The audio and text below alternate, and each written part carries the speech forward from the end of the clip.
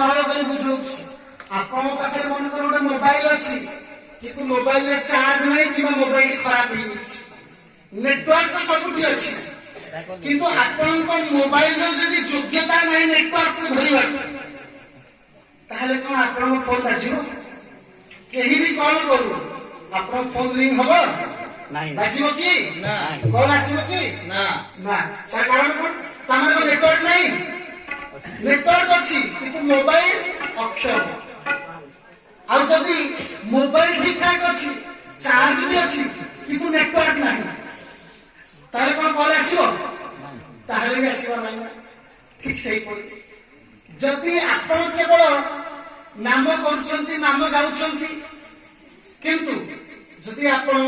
जप सिद्ध है नहीं जदि प्रभु शक्ति सहित कनेक्शन है नहीं ताहले आपण जानतो आपण करे सब केवल प्रोपोगेंडा मात्र बाह्य ए सब किसी मूल्य रहबो नहीं तेरे जदि प्रकृत करे ना प्रभु सहित जोड़ी होगा को चाहते ना तेरे प्रभु सहित जोड़ी होगा को